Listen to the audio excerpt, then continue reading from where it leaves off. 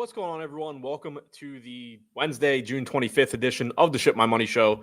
I'm your host, Adam Scherer. You can follow me on Twitter at ShipMyMoney DFS.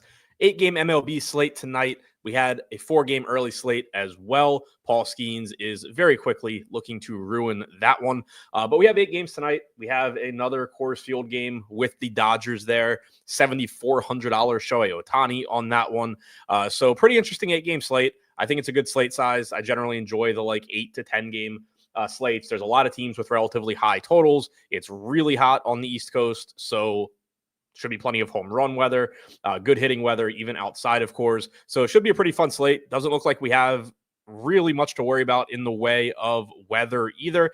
Some games that do have storms or rain in the area, but overall looks like everything should be okay. Seattle, Minnesota looking like the biggest issue. That's a 7:40 game Eastern. So hopefully we get some updates there, but even that doesn't look too concerning. Just need to pay attention to it.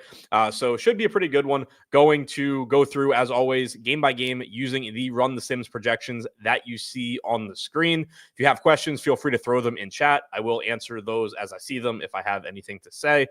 Don't forget to subscribe to the channel, hit the thumbs up button, turn on notifications, all of that. And you can subscribe to the Run the Sims projections that you see as well. Link for that is in the description below. 2 subscription options there. The full package, $100 a month, gets you access to everything, fully downloadable projections, fully detailed. You can download them. You can see all the different stat categories on the screen that come out of our in-house play-by-play sims that create our projections.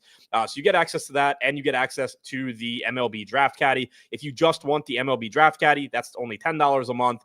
That will just overlay the final DraftKings projection onto your DraftKings lineups page. Good for late swapping by hand. Good if you're only building a couple lineups by hand.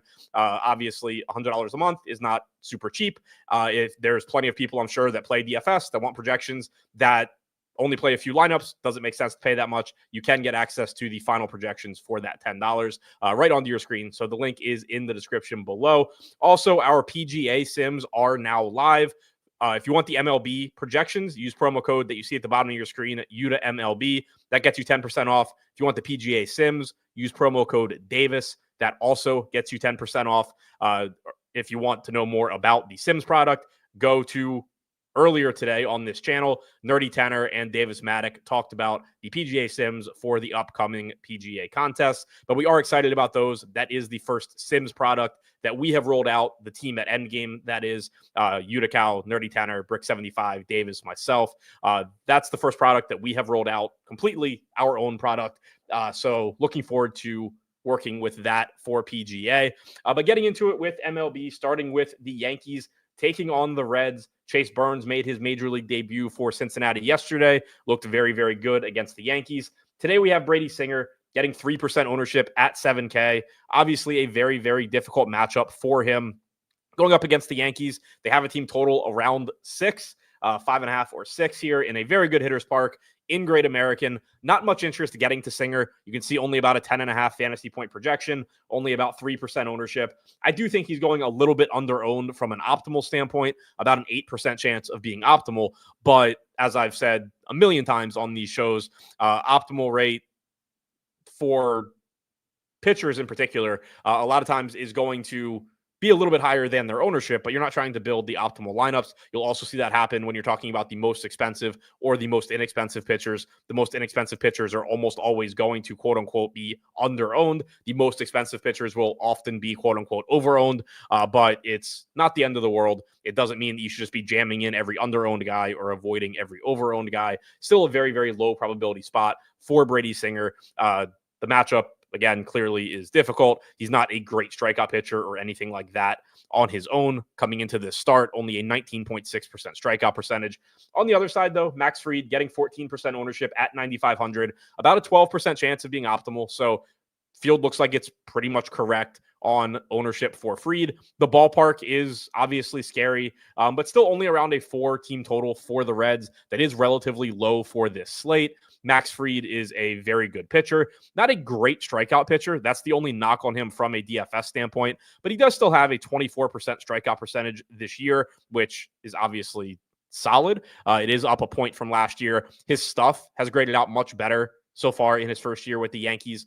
111.5 stuff plus grade is up 8 points from last year. His command has been better. Location plus grade is up 5 points. So while he's still not an elite strikeout pitcher, he is better. And there is reason to think that the strikeout numbers will continue to be better because his stuff is better. His command has been better. Those are things that generally do translate to increased strikeouts. And then, as Devin Scott just mentioned in chat as well, very good ground ball pitcher.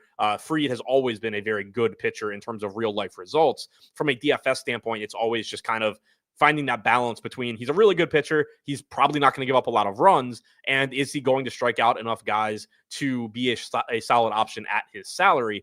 He looks pretty solid on this slate because, again, the strikeout stuff is better, but also there are very good strikeout pitchers, or at least better strikeout pitchers on this slate, but they're also more expensive. And obviously, salary does matter today when you have the Dodgers in Coors Field. There's going to be plenty of bats you want to pay for. So there are probably going to be plenty of roster construction, plenty of lineup types where saving a little bit of salary, getting to Fried at 9,500 as opposed to some guys north of 10K opens up some things in your lineup. So Fried does look like a pretty good option here. Not a top priority on the slate, but he does look good. Also, in terms of optimal percentage for pitching, one thing that did stand out to me when I ran everything for this slate was that a lot of pitchers, all things considered, look pretty similar when you factor in projection, when you factor in salary. Optimal rates for pitching was pretty flat today. The top end pitching was going a little bit more over-owned than usual. So that was something else that stood out where I think you can make cases for a lot of pitchers today, and Fried at 9,500 is certainly one of them. Looking at the offenses here, starting on the New York side, obviously they have the better matchup going up against Brady Singer compared to the Reds going up against Max Fried.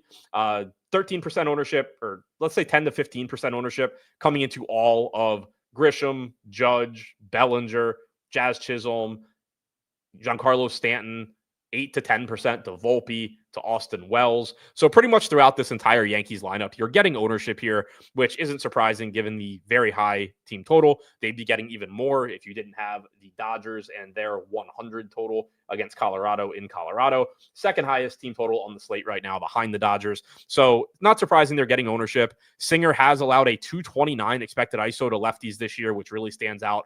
Only a 135 expected ISO to righties. Obviously, Aaron Judge is still a very good play. He's always a very good play.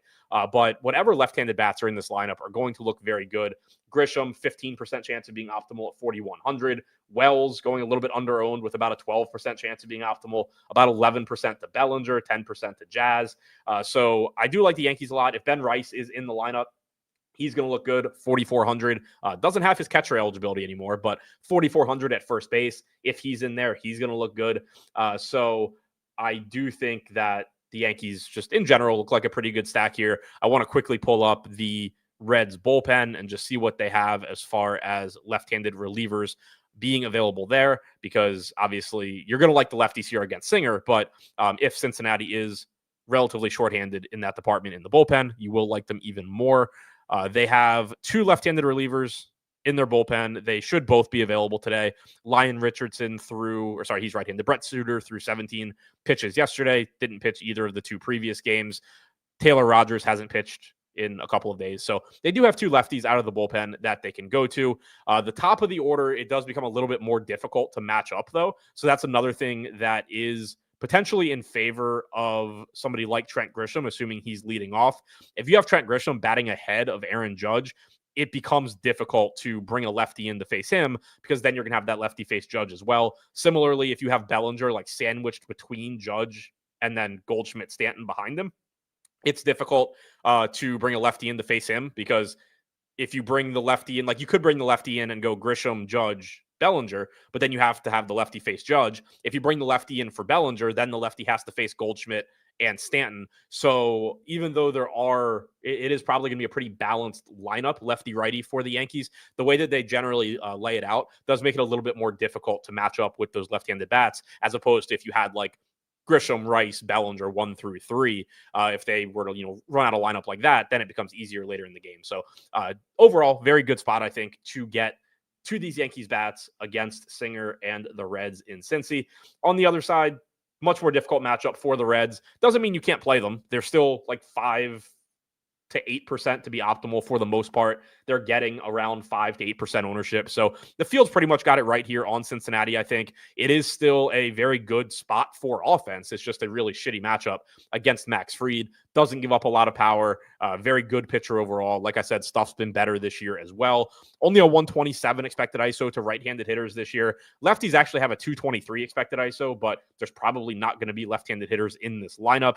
Overall, he also strikes them out 28% of the time. It's not like he's truly reverse splits or anything like that. He has just, for whatever reason, given up a little bit more power this year. At most, you probably have TJ Friedl from the left side and then 8 righties. So if you are going to the Reds, it's a combination of one, they're really cheap for the most part. De La Cruz is 6,300. Obviously, that's very expensive. But other than that, Spencer Steer, 2,800, Espinal, 2,300, McLean, 3,600, Connor Joe with plenty of pinch hit risk, but he's 2K. Reese Hines is 3,100. So they are cheap, and they are in this park in good hitting weather. So that's the upside case for Cincinnati. But of course, the matchup against Fried leaves a lot to be desired. So like I said, overall, I think ownership pretty much correct here, getting like 5 to 8% on most of these Cincinnati bats. Braves are taking on the Mets in New York. Clay Holmes pitching for the Mets. Didier Fuentes going for the Braves. 7% ownership coming into Fuentes, 13% chance of being optimal at 5,700. So again, cheap pitcher, generally going to have their optimal percentage overstated by a little bit. I do want to look a little bit closer at his projection here as well to see what we have right now. We have him projected for about 10 fantasy points, but again, 5,700, just really cheap. We do have him facing 21 batters here. He has made 9 starts in the minors this year, 39 and a third innings pitched, went 5 innings in his first start with the Braves, projects for like a 20 to 22% strikeout percentage, 4 to 4.5 FIP. So it doesn't look bad and is cheap, probably just a little bit cheaper than his talent level warrants. Although the matchup here against the Mets is obviously not a good one. They have a lot of very good hitters in their lineup. They don't strike out a lot. Against right-handed pitching this year, they rank 22nd in strikeout percentage. They rank 6th in WRC+, but he is 5,700. You do have a lot of bats to pay up for. Emwald said, surprised you had a bunch of Skeens, considering he didn't project considerably better than the much lower priced guys when I hand built. Yeah, I didn't even look at projections. I didn't do any content. I mean, I used projections. I couldn't tell you off the top of my head where he ranked in terms of projections. But yeah, I got a lot of him. I didn't get a lot of Mizorowski. I was around the field on Skeens, though, around like 60%. Don't have him in the 150, but in MME, I had him around 60%. I think he was like 55% owned. I think I had Skeens, Kikuchi, and Pivetta maybe as my pitchers primarily there. Yeah, so as far as Fuentes goes, looks like a decent point per dollar play. Obviously, you're not going to have much confidence in him making his second major league start, projecting to just kind of be a middle of the road guy going forward right now and in a very tough matchup with the Mets. But it does potentially open the door for some really high upside lineups offensively. Clay Holmes on the other side, I do think going a little bit under-owned here as well. Not a good matchup against the Braves, goes without saying, but he's only 7,700. And again, on this slate, I think there's just a lot of pitching that, from a range of outcome standpoint, is pretty similar. Not perfect spots, a lot of teams with pretty high totals, but the inverse to that is there's not that many teams that have low totals on this slate either. You have Miami with a very low total in San Francisco, but Logan Webb is pretty expensive. You have Houston with a sub-4 total against Zach Wheeler in Houston. But other than that, like every team on this slate has a team total 4 or higher, give or take. So getting to some homes here, only getting 7% ownership right now. Maybe that comes up a little bit between now and lock, but right now only getting about 7% ownership, about a 15% chance of being optimal. And again, that probably just speaks to the bats that you can get to with that $7,700 price tag, as opposed to some of the more expensive pitchers on the slate. So I do like Holmes as a low-owned contrarian play, even though the matchup here obviously is not safe going up against Atlanta. The Braves active roster does only rank 18th in WRC plus against right-handed pitching this year. They rank 14th in strikeout percentage, but we know the name value in this lineup, and it is likely that they play better, hit better from this point on than they have year to date, just given the track record that most of these guys have. Acuna, Olsen, Riley, Ozuna, Albies. It's not an easy lineup to face, but they have, as a team, collectively underperformed a bit this year. Acuna's been great. Riley's been good. Olsen's good. Albies has dropped off quite a bit, which maybe The Braves didn't get the huge savings on that deal that it seemed like they did when he signed it. Moving over to the bats here, starting with the Atlanta side against Holmes. I mentioned I think Holmes is going on their own. I think the Braves are as well. 3 to 5% ownership projected across the board on these Atlanta bats. Optimal rates ranging in the 5 to 10% range. 10% for $4,500 Austin Riley. He's still cheap for his power upside. Matt Olson, 9% chance of being optimal at 3% owned. Acuna at 9%. Albies, Allen, Baldwin, all like 6 to 7%, along with Ozuna, Verdugo. So I do like the Braves here as a contrarian play. I think what you're very likely to see today is because you have such a high total on the Dodgers, and then the Yankees are higher than everybody else. I think it's likely you see a lot of ownership go to the Yankees. You see a lot go to the Dodgers, and then ownership kind of just like drastically drop off everywhere else, especially for teams like the Braves, where they aren't the best value teams. They aren't the highest projected teams, because you're going to have to go to like the really good value teams to kind of backfill your Aaron Judge Yankee stacks or your Dodger stacks or whatever. Teams like the Braves, I think it's pretty likely could just go overlooked because they aren't the highest projected team. They aren't the best value team, but they still have a massive ceiling against a middle of the road pitcher in Holmes, and with plenty of home run and stolen base upside in this lineup. So I do like the Braves as a contrarian team here. They're just not projected for much ownership in tournaments. Holmes isn't a bad pitcher. 154 expected ISO to righties with a 23% strikeout percentage, 130 expected ISO to lefties. It's not, again, they're not the highest projected team or anything like that. It's not like you're facing a gas can pitcher, but just the amount of talent here looks really good. And not saying that, they're the highest, they have a huge chance of being successful, but I do think they're going a little bit under-owned across the board. As far as just the best power bats against right-handed pitching this year, Acuna, 368 expected ISO in 100 plate appearances. Olson's at 281. Ozuna's at 227. Riley's at 221. He's been a bit unlucky, only a 164 actual ISO. Same for Ozuna, by the way. So that's another reason that you do see relatively low price tags here. 4,200 on Ozuna, 4,500 on Riley. Their expected ISOs against right-handed pitching are pretty much where they always are, between 220 and 230. The actual production just hasn't been there. Olson, 60 points worse in terms of actual ISO versus expected. 221 actual, 281 expected. So this is an Atlanta team that has hit into some seemingly bad luck from a power standpoint this year, and it has driven their prices down a little bit as well. Obviously, Acuna and Olson are still pretty expensive, but the track records here for this team, it's not like you're looking at those main pieces and they're not hitting the ball hard or anything like that. So I do like getting to them at basically no ownership here. On the Mets side, I think they look interesting too. They are getting a little bit more ownership than Atlanta. They are facing, a guy making his second major league start. He is 20 years old. Like, it sets up as a pretty nice spot for the Mets against an unproven pitcher. You're getting 5 to 10% ownership on most of the relevant pieces: Soto, Lindor, Nimmo, Alonso, McNeil, Taylor, and Torrens for value if they're in the lineup. I think the lineup came out after I started the show. Power posted it. Lindor, Nimmo, Soto, Alonso, McNeil, Marte, Beatty, Mauricio, Sanger. So no Taylor, no Torrens, no Jared Young. They were all in the lineup that I had projected, but the main pieces are all in there. They all look pretty good. Optimal rates between like 7 and 12% for Soto, Lindor, Nimmo, Alonso, McNeil. I think they all look fine. They are a little bit more likely to succeed than the Braves are. They do have the higher total here. They probably have the better matchup, but you are getting a little bit less ownership going into the Braves rather. So either side of this game, I think, serves as like a contrarian stack. They're not going to be as popular as the Yankees. They're not going to be as popular as the Dodgers. But the Braves are getting even less ownership than the Mets. Lone Wolf said keep the show at 1 p.m. Mountain, which I don't even know what time that is, at 3 Eastern. Travis said ideal time as well. Ideally for me, like I do this at like noon, 12:30, and then it's just up for you guys to watch whenever. But it also obviously has to do with what I have going on during the day.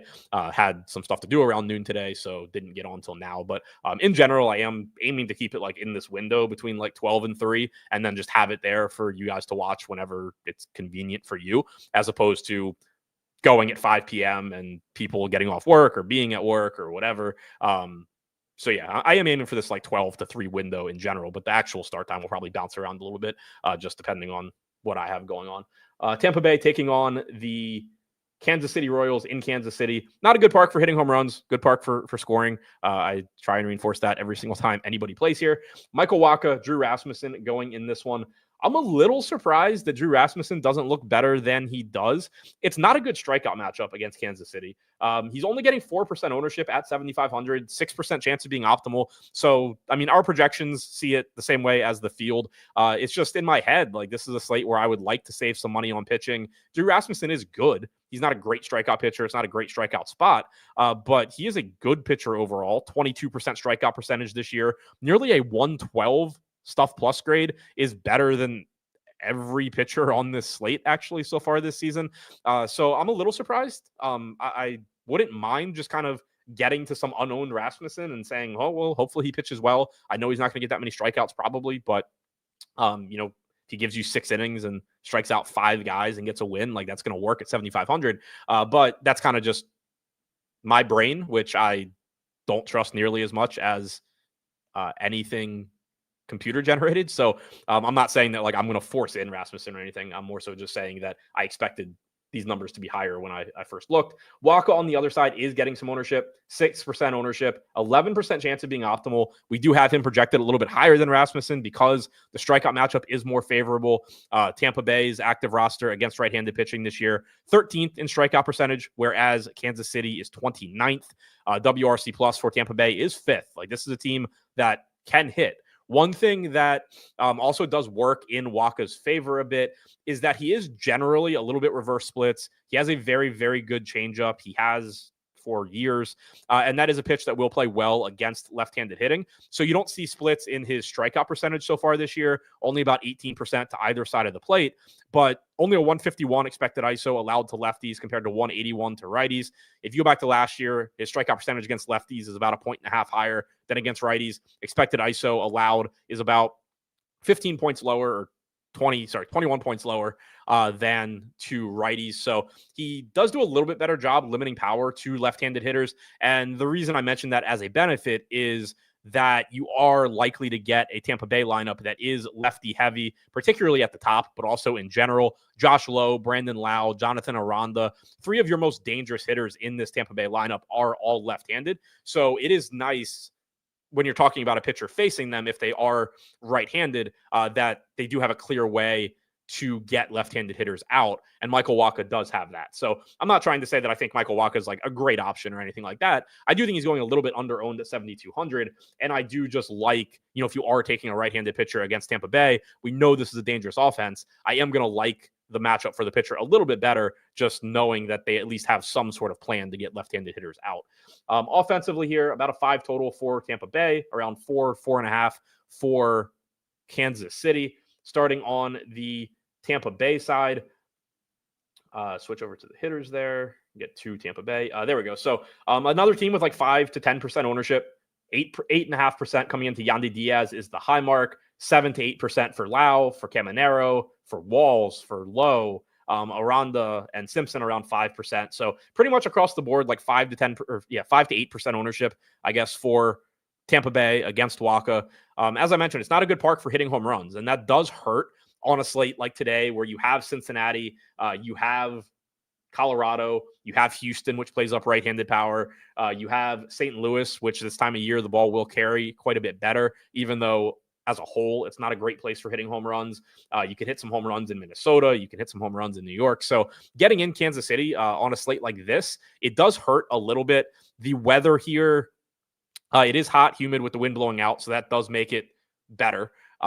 Just like I was saying with St. Louis in general, obviously when it's hot and humid, the ball's going to carry more, and you are getting that weather in Kansas City, so that is why you see totals a little bit higher than you normally would in this park. Diaz, about a 9% chance of being optimal. Lau at about 8%, 4 to 6% on Caminero, Walls, Lowe, Aranda, Simpson.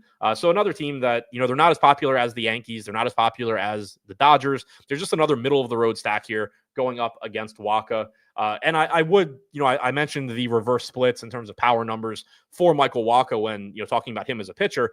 I wouldn't take that so far as to say, like, you don't want the Rays lefties against Waka. If you're going to Tampa Bay, you should still be playing Brandon Lau, Josh Lowe, Jonathan Aranda. Like, these are the best hitters on Tampa Bay.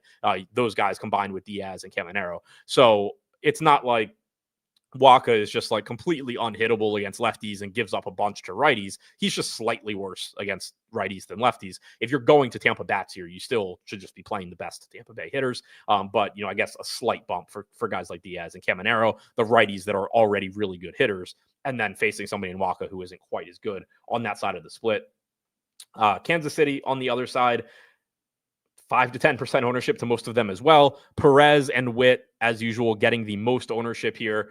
10% ownership to each of them. 13% chance of being optimal for Perez. He's only 3,200, has first base catcher eligibility, so that looks good. Bobby Witt, 5,500 is cheap for his skill set. He's getting 10% ownership, about an 11% chance of being optimal. 10% ownership coming into $3,200 leadoff Jonathan India as well.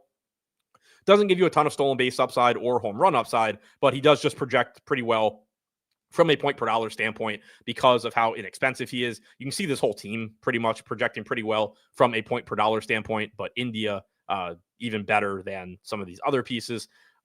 He's got about a 10% chance of being optimal. So Perez, Witt, India look like the best guys here. Garcia maybe going a little bit underowned, 4,400 batting third. He does give you some power upside and some stolen base upside. Not the best home run projection there, but a very high stolen base projection and some power. You can see a decent doubles projection as well. Pasquantino and Caglione getting 5% ownership, 6 and 7% chance of being optimal for them. So at the top, Perez, Witt, India, I think more or less correctly owned, maybe a little bit under-owned for Perez and Witt. But then I think a little bit Garcia, Pasquantino, Caglione, a little bit under-owned here as well. So I am interested in KC against Rasmussen, mostly because of the value. 5,500 for Witt is not cheap in a raw sense, but it is cheap from just a what Bobby Witt gives you standpoint, an upside standpoint. But beyond that, point per dollar, this is a very inexpensive stack. And it is a team that maybe is useful if you do want to pay up for pitching. I mentioned that I think the top end pitching is going a little bit over-owned today because of the presence of teams like the Yankees and the Dodgers, where they're relatively expensive and you can't necessarily afford the highest end pitching. But if you want to go the other route, maybe get to Wheeler, get to Webb, you do still have a high ceiling going to a lineup, a stack of, say, Perez, Witt, India, Pasquantino, Caglione, or something like that. You're getting 2 home run upside from a 3K Caglione. That's very difficult to argue with. So I do like the upside here from KC if you are going that route from a lineup construction standpoint. Josh said, why did Luis Robert get pulled before he even hit? He got hurt. He's in like 20% of my lineups too. Seattle taking on Minnesota. In Minnesota, 4 to 4.5 total in this one. Oh, I did forget to mention, thank you, Devin. Forgot to mention Rasmussen splits here. So far this season, only a 118 expected ISO to righties, 152 to lefties. Does have a higher strikeout percentage against lefties so far at 24% to 19.5%. But he is definitely one of the those pitchers that, like, he's just good. And if I'm taking hitters against him, I am just taking the highest upside hitters I can. I don't really think there's an advantage to diving into, like, preferring one side of the split or anything like that. I just want the best hitters. Minnesota, Seattle, Joe Ryan taking on George Kirby. Both of them are getting some ownership here, and I do think it's warranted. This game does have one of the lower totals on the slate, which, still both teams above 4, but relatively low totals here. 2 solid pitchers. Joe Ryan coming in at 9K. George Kirby coming in at 8K.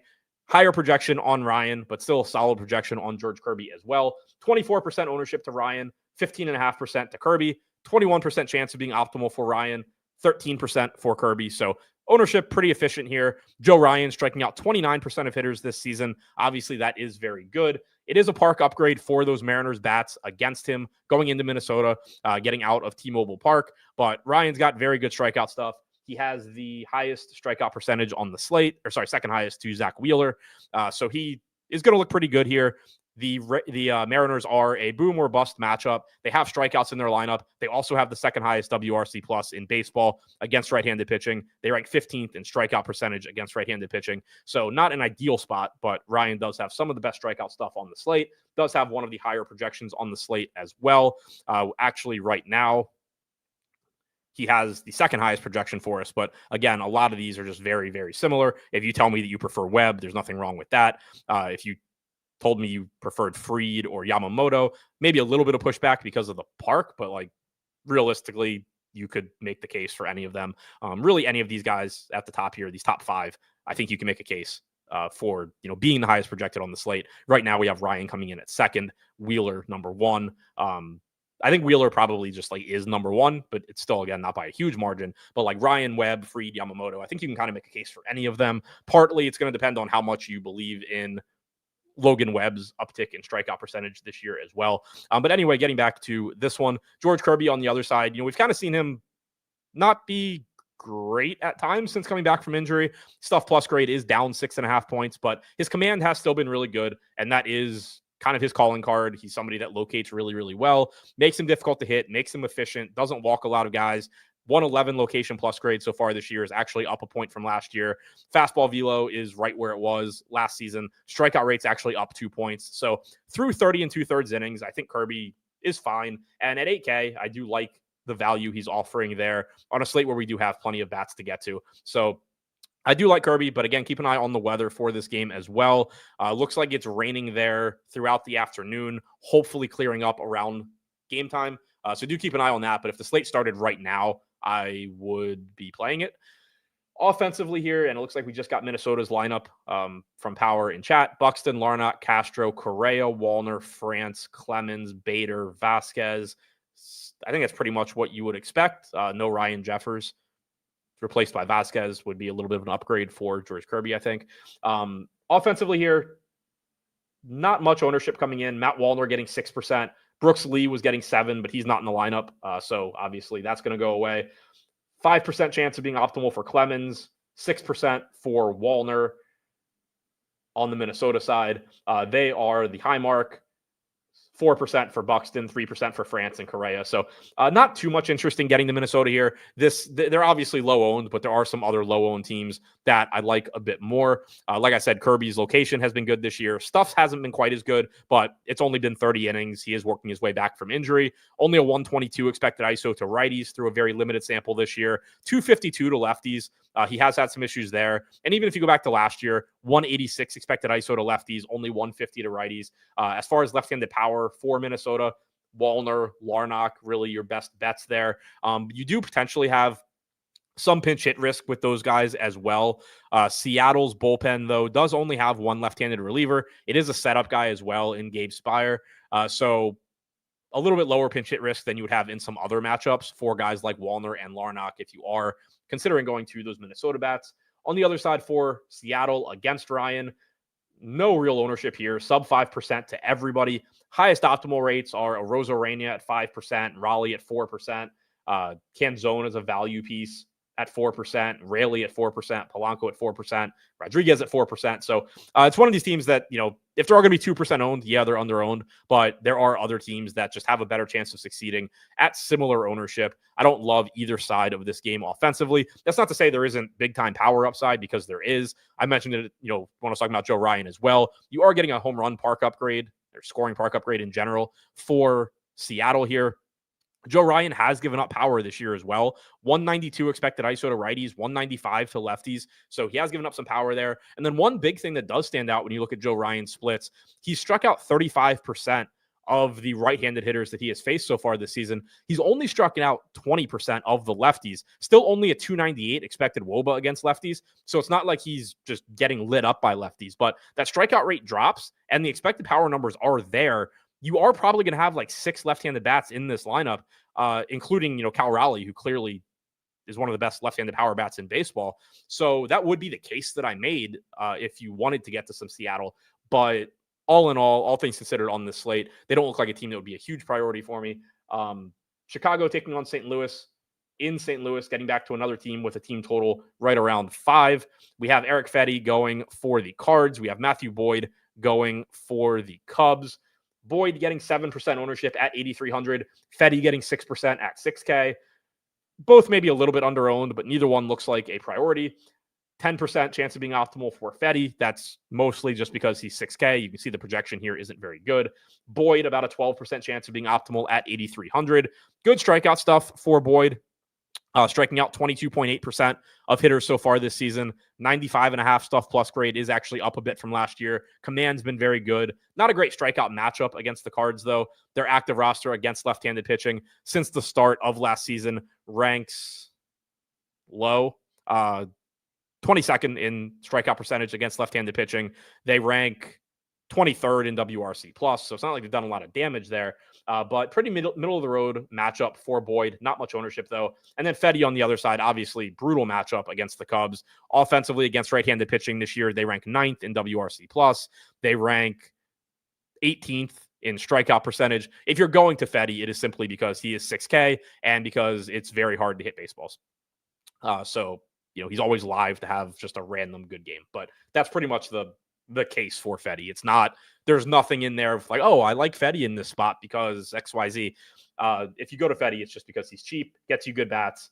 He's low owned. So if he does do well, you get rewarded a little bit more. But there's nothing matchup related. I would rather get to, I think he's similar to the Braves pitcher, but I'd probably rather get to the Braves guy, Fuentes, just because he's 300 less. Had a slightly higher optimal percentage, but they're both in that like 10 to 12%. Just click the cheap guy and pray price range, if you need a cheap pitcher. Offensively, Cubs are another team. They're not quite as low owned as the Braves, but they do kind of fit into that same bucket of, hey, this is a really high upside offense that is in an okay matchup and just isn't going to be very popular because they are relatively expensive.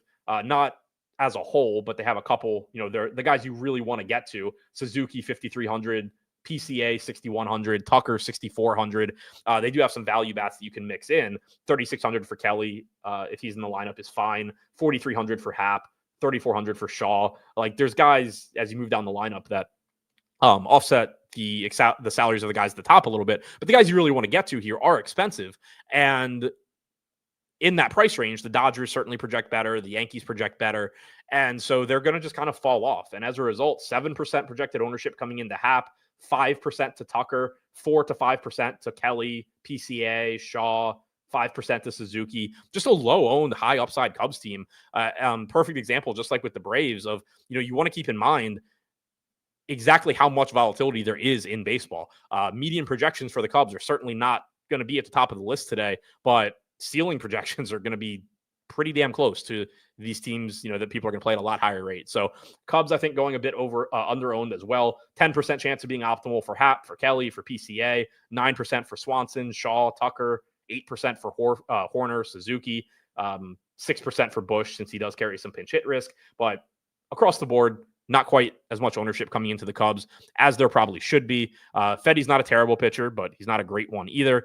Looking at his splits this year, 185 expected ISO with just a 15% strikeout percentage to lefties. Has been pretty lucky there so far. 306 actual WOBA and a 128 actual ISO compared to a 185 expected ISO and a 366 expected WOBA. So both his expected ISO and his expected WOBA against left-handed hitters this year, about 60 points lower than his expected. And then also for righties, not as bad as against lefties in terms of the actual numbers, but actual ISO allowed of 102, expected is at 156, actual WOBA 289, expected at 345. So really just across the board, you've seen some very good luck for Eric Fedde so far this season, both in terms of expected ISO and expected WOBA overall. Cubs certainly an offense that can do a lot of damage against him. Against right-handed pitching this year, Happ 204 expected ISO, Tucker 262, Suzuki 233, PCA 268 plus a ton of stolen base upside, Swanson 201, Bush 309, Kelly 193. This lineup really, with the exception of Horner and Shaw, just does a bunch of damage against right-handed pitching. And then, I've mentioned it before as well, this is a team that will run. PCA will run, Tucker will run, Horner will run. So you don't even necessarily have to be hitting home runs for them to give you a very good tournament game. So I really do like the upside that you're getting for the Cubs here. I don't think they're getting enough ownership. I think that they are kind of comparable to the Braves. But if I had to choose one side, I probably would actually take the Cubs just because I do think the matchup against Fedde's a little bit more favorable. I think that the stolen base upside, not that the Braves don't have it, but the aggressiveness that the Cubs run with kind of moves the needle a little bit there as well. St. Louis on the other side, about 4 to 5% projected ownership to pretty much every player. 4 to 5% chance of being optimal for every player. I don't think there's a ton to say on St. Louis. They're cheap. Like, that's what is getting them some ownership. That's what's getting, mediocre optimal rates, but they do have one of the lower team totals on the board. The matchup against Boyd, certainly isn't great. He so far this season has allowed a 169 expected ISO to righties, sub 100 to lefties. You do prefer the righties here. Mason Wynn, Wilson Contreras, probably your two best bets from the right side. But overall, kind of just one of those cheaper teams that you'll backfill probably your more expensive stacks with. Philadelphia taking on Houston in Houston. Zach Wheeler on the mound for the Phillies. Colton Gordon going for the Astros. Wheeler is the highest projected pitcher on the slate, as I mentioned earlier, right now coming in north of 19 DraftKings points. Still have him going a bit over-owned, I think just because of how many good bats there are on the slate. But again, your most expensive pitchers are generally going to be over-owned if you're looking at optimal percentage, because it's a hindsight metric. Essentially, you are saying, okay, well, I know for a fact that Shohei Ohtani scored 40 fantasy points today, so I need him. Like, the range, your highest scoring hitters, like your pitchers have the highest median projection, but if you simulate a slate out and then just grab the best hitting scores from the slate, often you're going to have 30, 35, 40-point hitters, and your highest scoring pitcher is like 22. And so it's going to prioritize, if you're just talking optimal percentage, those mid-range pitchers and kind of like pull down from the top. So that's why, just saying, oh, well, Wheeler's 13% to be optimal and he's 25% owned, he's a bad play, is wrong. You're not trying to make the optimal lineup. You're not going to make the optimal lineup. If he goes out there and scores 22 fantasy points, chances are you're happy with that, and you're going to be able to find bats that fit around him and do well enough. Your point per dollar value in reality generally is coming from your bats, and there's going to be plenty of cheap guys that you can get to. So good spot for Wheeler overall. Again, in terms of optimal rates, going a little bit over-owned, but is the highest projected pitcher on the slate. Does look pretty good. You're going to get a right-handed heavy Houston lineup, 32% strikeout percentage, 111 expected ISO, 256 expected WOBA against right-handed hitters for Wheeler this season. Gordon on the other side, I do think is a pretty solid SP2. The matchup against the Phillies obviously is difficult. It's not an easy offense to face or anything like that, but you are getting them outside of Philadelphia, which is nice in general. Their best hitters are not right-handed. Kyle Schwarber, lefty. Bryce Harper is injured, so not playing at all. Probably going to have a right-handed heavy lineup, but it's not the scariest lineup when you get down toward the bottom of it. Not to say that any of the Philadelphia lineups a cakewalk, but it's not the scariest bottom of the order if you can kind of just navigate your way through Turner, Schwarber, Alec Boehm, Nick Castellanos, Real Muto 1 through 5. Gordon is cheap, which is, I think, one of the biggest things here. 9% ownership, $6,500 price tag, about a 17% chance of being optimal, which again probably is overstated a little bit just because of how cheap he is. But I do think as an SP2, just a cheap option that will let you get to some of these higher upside stacks or one-offs, Gordon is certainly fine. Limited sample so far in the major leagues for him, but striking out 22% of hitters, 98.4 stuff plus grade is solid. Command has been excellent. 110.7 location plus grade for Gordon. So do keep that in mind. He's somebody that, obviously just doesn't jump off the page in terms of stuff. He's averaging 91.5 miles per hour on his fastball, slightly below average stuff plus grade, as I mentioned, but command has been excellent. And so pitchers like that a lot of times will kind of go a little bit overlooked, I think, in DFS. Guys that aren't like great strikeout pitchers, they don't have great stuff. There's going to be a tendency to just look at them and be like, oh yeah, he's whatever, which Gordon might be. Like, that's kind of how he projects long-term. But command is something that is more difficult to measure. And really until recently, we didn't have any quality way of doing it. So it is something that I do think still gets overlooked by people when they're analyzing young pitchers. If you can locate the ball exactly where you want to, you're going to be really fucking hard to hit, even if you only throw 92. So that's something that hasn't changed. One of the few things about baseball that hasn't changed from, when I was a kid in the 90s or the 2000s, if you can put the ball exactly where you want, you're going to be hard to hit, whether you throw 90, 91, 92, or you throw 99. Obviously, if you throw 99 and can do it, you're going to be even harder to hit than the guy that throws 91. But if you throw 91, 92 and can locate and sequence exactly how you want to, It's still a tough at bat. You're still going to be tough to hit. You're still going to have success. And I think in general, when people talk about DFS and strikeouts and pitching and all of that, there is deservedly so a really heavy emphasis on, is his stuff nasty? Is he on pitching ninja all the time? And that's not all that there is to pitching, although it does certainly help. So it is nice to see for somebody like Gordon that there is one clear plus metric for him so far. Again, only 35 innings pitched in the majors, but has shown excellent command so far. So pitching in this one looks good for a couple different reasons. Wheeler, obviously just a stud. Gordon is cheap and at least has some underlying level of ability to pitch. Offensively here, higher team total for the Phillies than for Houston, which goes without saying when Zach Wheeler is pitching for the Phillies. 10% ownership coming into Real Muto, about 8 to 9% to Alec Baum, to Castellanos, 7% to a $3,200 Edmundo Sosa. Otto Kemp getting 6%, $3,100 at first base. I think the field's pretty much got it right. 10% chance of being optimal for Real Muto, 8 to 9% for Kemp, for Bohm, for Castellanos, for Turner, 6% for Schwarber. Do not sleep on Kyle Schwarber here. He's getting 3% ownership, and I get it because there's no shortage of good outfielders. There's no shortage of expensive bats. He's $5,600. You have Aaron Judge in Cincinnati as an outfielder. You have Shohei in Coors Field. I get why Kyle Schwarber's not going to get ownership. He's got about a 5.5% chance of being optimal, but Kyle Schwarber hits lefties very, very well. So if you're stacking the Phillies, certainly don't look away from him if you can afford him. But also if you have a team where, maybe you have a Dodgers stack and you need to save ownership, you have a Yankee stack, you need to save ownership, whatever it may be. Kyle Schwarber obviously projects lower than guys like Judge and Ohtani. His ceiling is right up there. The guy is more than capable of a double and 2 home runs or something like that. So don't sleep on Kyle Schwarber here. But from a point per dollar standpoint, projection standpoint, there is value here. Real Muto, 3,500, Kemp, 3,100, Alec Bohm, Nick Castellanos, both shy of 4K.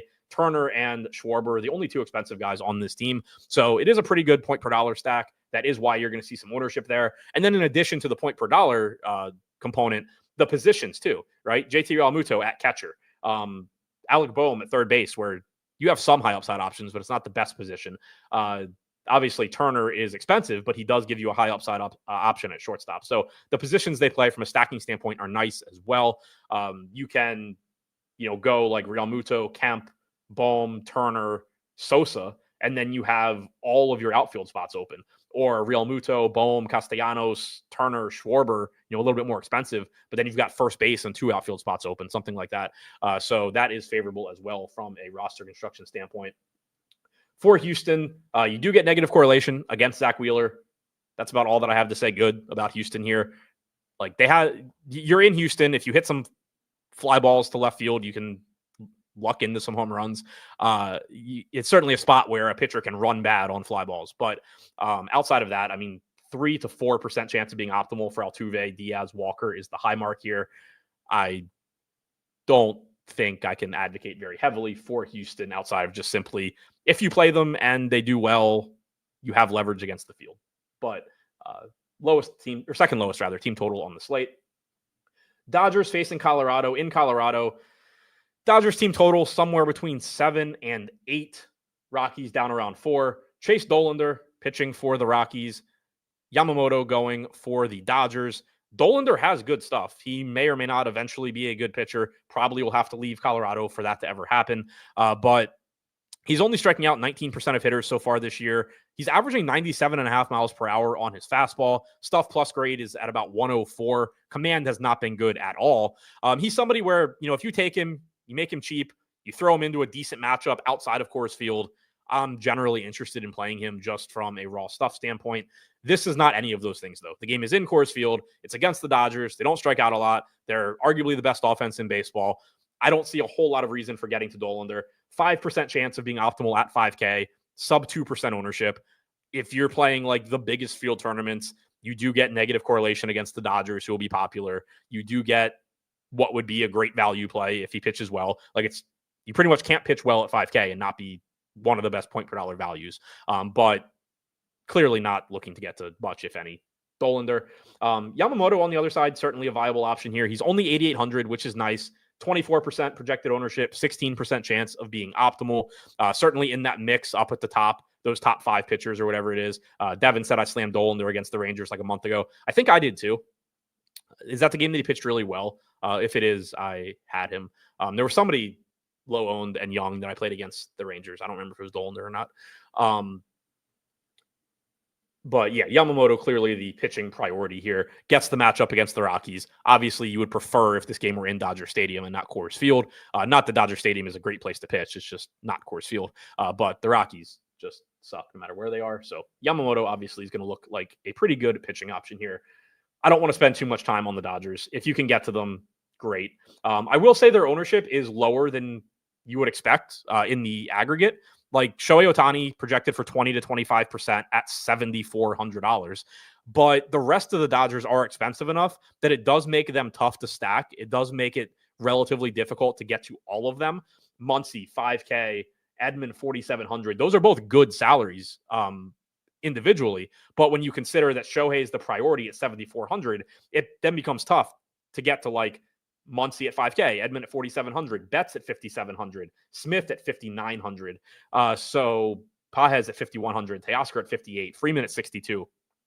Conforto is free at 3,800. But DraftKings did do a good job on that. And so as a result, you have that 20 to 25% projected ownership to Ohtani. You have about 12% apiece to Muncy and Betts. And then it's just like 5 to 10% on the rest of the Dodgers. So they're getting ownership. But it's not like, we had times earlier this year where DraftKings just completely forgot a game was in Coors Field. And it was kind of just like, damned if you do, damned if you don't, because this team's going to be 30% owned, but also they're the best point per dollar team on the slate. That's not really the case here. So clearly the highest projected team, highest upside, their team total is closer to 10, I think, than it is to like 4 or 5.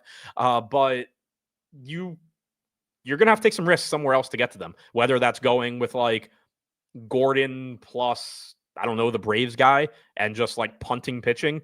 That's one way you could go if you're trying to full stack, but more likely than not, there'll be a team that I use for like mini stacking, I think, stuff like that. But the ownership isn't egregious across the board. So that is nice. Shout out DraftKings. Good job on the pricing there. Colorado on the other side, about 5% ownership, 2 to 5% ownership across the board, 2 to 5% chance of being optimal. So sometimes I like Colorado, even in tough matchups when they're at home, just because they are still in Colorado. They do have some individually solid hitters. Like Hunter Goodman is good and gives you some stolen base upside. Ryan McMahon is good. Thairo Estrada is cheap and hits in the middle of the order. Beck is not bad. Tolia has power when he accidentally hits the ball. But this is a slate where there's enough low-owned teams that have major league hitters throughout them and are just better than the Rockies. And they're also not facing Yoshi Yamamoto that I don't think they're like really going under-owned. I think they're kind of just pretty much correctly owned, like 2 to 5% ownership, 2 to 5% chance of being optimal. They are in Coors Field. That's the good part. The bad part is pretty much everything else. Finally, wrapping things up here with Miami and San Francisco. Logan Webb pitching for the Giants in San Francisco. Edward Cabrera is going for the Marlins. Webb is one of the highest projected pitchers on the slate. As I said before, you can obviously argue the order of these guys. He is 10K. The matchup against the Marlins is good. They have the lowest team total on the board. The park is good for pitching, which you can't say about too many other places on this slate. Even, spots like Houston are at least good for right-handed home runs. Miami, 25th in strikeout percentage against right-handed pitching this year. That is a negative for Webb, but they are also 23rd in WRC+. We've seen an uptick in strikeout stuff for Webb this season, 27.9% strikeout percentage compared to 20.5% last year. Command has been much better than last year. Stuff is actually graded out worse than last year, but still above average. So you have seen that uptick in strikeout percentage. That is something that is factored into our models. We do have the most up-to-date information in addition to historical information for guys like Webb. So he does project well here. I do still think he's going a bit over-owned. He's getting 31% ownership, only about an 11% chance of being optimal. In my head, that gap should be a little bit closer. Like, I feel like I intuitively like Webb a little bit more than maybe the projection does or the sims that I ran do. But from a more macro standpoint, I do think it fits in line with the prioritizing bats kind of looks like the better path to me today, because you do have so many pitchers not that project the same way as Webb or Wheeler, etc. Like those guys do have a 4 or 5 point difference in projection, but you have enough pitchers that project in that like 10 to 14 fantasy point range that chances are a couple of them just go get 20 plus fantasy points. And then you have a leg up by just getting to the best bats. So again, it's not to say that like Webb's a bad player or anything. I do think he's going over-owned in terms of optimal rate. On the other side, I do have interest in Cabrera as well. Only about 12% ownership, 16% chance of being optimal. The matchup against the Giants isn't the worst. They rank 12th in WRC plus against right-handed pitching this year. They rank 16th in strikeout percentage. So it's kind of a middle of the road matchup here. Cabrera's got good stuff though. Whether or not he can command it is usually the big question, but we have seen improvements in his command this year. Location plus grade for Cabrera is up 5.5 points from last year. Stuff plus grade is up 6 points. Fastball velo is identical. Strikeout percentage is right around the same at about 25%. So he is a pitcher that has good stuff. He is in a very good pitcher's park. He is cheap at 6,700. So I am interested in him. Again, it's just one of these guys where if you are paying up for bats, if you are saving some money at pitcher, you at least get talent with Edward Cabrera. It's not like this is, a $6,700, 16% strikeout guy. And you're saying, well, if this guy goes and throws 8 innings and doesn't give up a run, he'll get within 5 points of Zach Wheeler. Like he can strike out more hitters than Zach Wheeler. Not saying that's likely, but he at least has the ability to get strikeouts. If Edward Cabrera goes into a game and strikes out 9 hitters, nobody is going to be, on Twitter or in Discord. It's like, holy shit, I can't believe Edward Cabrera did that. It's going to be like, oh, wow, yeah, Edward Cabrera had his good stuff today. And that's what happens when Edward Cabrera has really good stuff today. So I do think, not that he's safe or anything, but I do like the park. The team total for San Francisco is in that like 4 to 4.5 range, which is where most teams, like the most of the lower end teams on this slate are. So I like Cabrera as one of the paydown options. Offensively, I wouldn't expect to be getting much of this game. It's in San Francisco. You have 2 competent at worst pitchers. Cabrera, competent, inconsistent, but competent. Webb, really good. No ownership coming into Miami. They are a value offense that gives you negative correlation if you want to go that route in large field tournaments. You're going to see a lot of people, as like I mentioned before, like when they're backfilling their lineups, they're going to be using like Kansas City. They're going to be using St. Louis. They're going to be using Cincinnati. If you want to like replace one of those teams with some Miami guys, you go to like Agustin Ramirez, Xavier Edwards, Jesus Sanchez, something like that. That is fine. But obviously lowest team total on the slate, bad park, bad matchup, all of that. You're just using them for value and to be contrarian if you go there. San Francisco on the other side does have the higher total. Like I said, you're getting about 6% ownership to Bailey, to Adames, to Yastrzemski, to Ramos, 4 to 5% to most of the rest of the lineup. And that's pretty much where optimal rates are as well. So far this season, against right-handed hitters, Cabrera striking out 21%, 169 expected ISO. Lefties also have a 169 expected ISO. They have struck out more, though, 28% K percentage against lefties. So it will also be interesting to see what lineup the Giants roll out there. They are typically a team that platoons pretty heavily. And, I mentioned it on a show the other day. Teams have finally adopted that, like, platooning is good. They still haven't really bought into the fact that, like, you can actually look at what the opposing pitcher is good at and not just blindly platoon against everybody. Edward Cabrera has thrown his changeup against left-handed hitters 29% of the time. He's thrown his curveball 26% of the time. So you have greater than 50% pitch usage on 2 pitches that generally play very well against opposite-handed hitters. And that helps explain why the strikeout percentage is higher against lefties than righties. I do think that potentially you do see it come up a bit against righties. He does have a 23% swinging strike percentage on his slider, which he's thrown 25% of the time to righties. So maybe comes up a little bit there and that gap closes. But if you do get a left-handed heavy Giants lineup, I don't think it like makes Cabrera safer or anything like that. I think his range of outcomes is still similar, but I do think that his strikeout projection should go up at least a little bit the more lefties that are in this lineup. So now to recap everything, starting with the pitching. As I said, from kind of just a macro standpoint, I think that it's likely I end up pretty spread out on pitching today. I think from an optimal percentage standpoint, a lot of pitchers look very similar, and that's because you have this range of guys right here that they're not great, but you just have a bunch of guys that project like 10 to 15 fantasy points. And so while you do have this top tier of guys that are in that like 18 to 20 range, the value savings here along with the good expensive hitters we want to get to makes the optimal rates for a lot of these pitchers really flat. So in terms of optimal percentage, when I ran everything before the show, Joe Ryan, Colton Gordon, Edward Cabrera, Yamamoto, actually the ones that showed up the most. And again, that's not to take anything away from Wheeler, away from Webb. I think they are very good plays if you can afford them. It's just the savings there really came into play, getting to 9K instead of 10K essentially. But in terms of raw projection, as you can see, Wheeler, Ryan, Webb at the top. At catcher, Austin Wells, Carson Kelly, JT Realmuto, Salvador Perez at the top for me. At first base, Matt Olson, Otto Kemp for some value, Yandy Diaz, obviously Shohei Ohtani as well, but mostly he's showing up in the outfield for me. Second base, and I'm mentioning optimal percentages. You can see the highest projected players on the screen. At second base, Jonathan India, DJ LeMahieu, Nico Horner, Brandon Lau. Looks like a position where going to be looking to pay down a lot.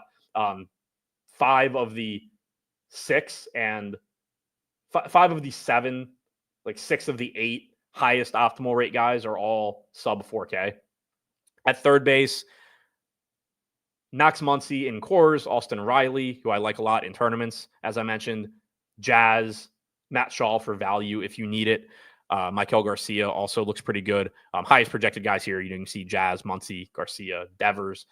Shortstop, highest optimal rates for me, Bobby Witt, Francisco Lindor, Anthony Volpe, Dansby Swanson, Mookie Betts. And then wrapping things up in the outfield with Shohei Ohtani, Trent Grisham, Aaron Judge, Juan Soto. If you play Cody Bellinger, if you play for the Yankees or used to play for the Yankees and you are an outfielder, you look good today. Ian Happ, PCA, Brandon Nimmo, Ronald Acuna, Kyle Tucker. This is why this is where that money is being spent, where I'm paying down at pitcher, where I'm paying down at second base. This is where that money's being spent. Jetty said, did you get to Webb/Cabrera pairing?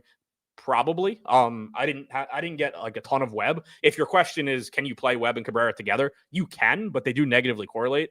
You can only get the win for one of them. So like in a perfect world, I would probably have more of like Fried or Ryan or Wheeler in my Cabrera lineups, and then more like Gordon in my Webb lineups, where like Gordon's facing Wheeler. So you can, like, it's not the end of the world. It's better than taking a hitter against your pitcher. But where I have options, I do generally go with like just the other one where guys look similar. Team stacks, all stack types here. Yankees, Cubs, Dodgers, Kansas City, Mets showing up as the top 5. 5-mans looking at the Cubs, the Braves, the Yankees, the Phillies, and the Royals. And I'll wrap things up with a home run pick. I will not go to Coors Field. That seems unfair. I won't go to Aaron Judge either. Just absurd home run projections there. I like Soto, but that also kind of seems like cheating. I'll go with Grisham here. I mentioned it that I think it's kind of difficult for the Reds to match up later in the game lefty-lefty because of the presence of Judge. Singer's gotten lit up by left-handed power this year. We know Grisham has it. The park's good for home runs. So Trent Grisham, home run pick. Thanks for checking out the show. Good luck on your lineups tonight. Don't forget to subscribe to the channel. Hit the thumbs up button. Subscribe using the link below for Run the Sims projections as well. Promo code UTAMLB gets you 10% off MLB. Davis, 10% off PGA Sims for PGA tomorrow. Also, good luck on your lineups tonight.